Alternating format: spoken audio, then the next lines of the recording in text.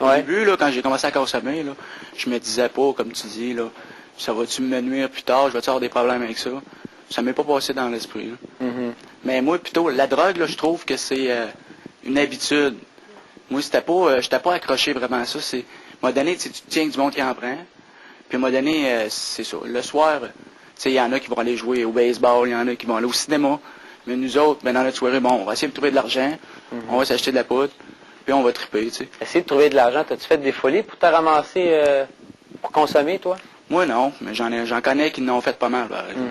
Ouais, vendre leurs affaires, là, système de son, puis... Ouais.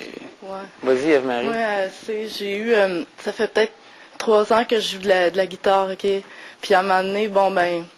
Tu sais, j'avais une guitare acoustique, une guitare électrique, tu sais, j'étais bien contente. Puis là, ben, à un moment donné, il manquait d'argent. J'ai tout vendu. Puis dans le fond, ben, tu sais, ils m'en reviendront jamais, là, ces guitares-là, tu sais. Parce que là, ben, ils ont tous été sniffés puis fumés, tu sais, comme on pourrait dire. Parti en fumée. Et Steve, je reviens à toi parce que toi, tu es en chaise roulante, mais il y a 3-4 ans, tu l'étais pas.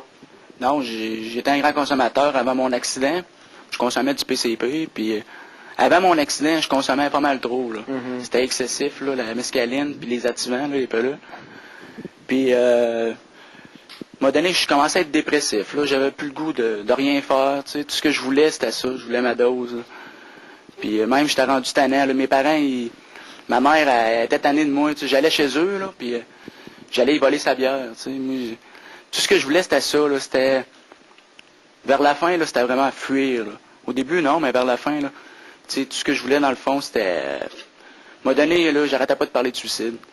Puis mes parents, ma mère, elle me disait tout le temps, là, je vais te faire embarquer si t'arrêtes pas, tu sais. Embarqué par la police?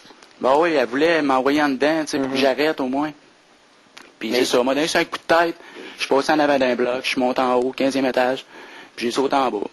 Puis j'ai fait ça un coup de tête de même, là. T'étais pas à jeun, là? Non, j'étais pas à jeun. Les 3 dernières semaines avant mon accident, je m'en souviens plus. Fait que c'est juste pour te dire, là, que m'a donné, ça va trop loin, là. Mais après ça, par exemple, j'ai profité de mon hospitalisation pour désintoxiquer. Puis j'ai pris la chance qui passait, puis j'ai arrêté de consommer complètement, ça fait 2 ans. Oui, mais en même temps, trouves-tu que toi, c'est un peu comme tous tes comportements, les agissements, il y a la drogue ensuite qui t'a amené à faire une tentative de suicide. Quand tu étais à l'hôpital, là, est-ce que tu t'en es voulu? Ce qui est le fun, par exemple, de la mescaline, c'est tu vas parler avec tout le monde, tu es social, tu dis vraiment ce que tu penses. Tu sais, tu vas dire à quelqu'un je t'aime, tu sais, puis on dirait qu'il n'y a rien là, puis tu vas voir quelqu'un que tu vois peut-être une fois dans ta vie, puis salut mon chum, tu sais, toi, on se voit souvent, puis tu sais. Oui, mais en même temps, Steve, je te connais un peu plus maintenant. Ça fait 2 émissions que tu fais Écoute-moi. Puis t'es un gars de même aujourd'hui. T'es capable de dire à quelqu'un que tu l'aimes, que t'es bien dans ta peau.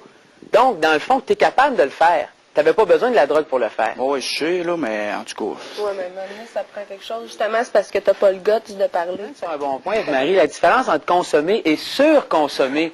On entend souvent la différence entre les deux. Y a-t-il quelqu'un qui peut m'éclairer là-dessus? Il y a surconsommé. La messe, là, tu sais, qu'est-ce qui arrive, c'est que tu peux facilement là, prendre une dose, là, puis qu'elle soit trop forte. Puis là, tu perds carrément la tête, tu as de la misère à parler, puis tu as de la misère à marcher. Fait que, tu sais... Et t'as pas le contrôle sur la dose que tu prends? Oui, tu perds le contrôle, mais des fois, elle peut être traite.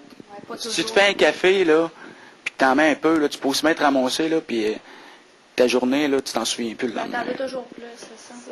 Là, tu vas en prendre un peu, là, tu vas dire, bon, ben, tu sais, je suis capable, là. Parce que toi, tu vas l'aimer. Parce que tu vas faire, là-dessus, tu vas faire des affaires inimaginables. Comme je me suis déjà vu grimper des immeubles, pas par l'intérieur, mais carrément par le mur, avec rien. Puis, tu dis, pourquoi on recommence après? Parce qu'après ça, tu te vois avoir fait ça, là. Tu dis, je peux peut-être faire quelque chose de mieux, encore de pire.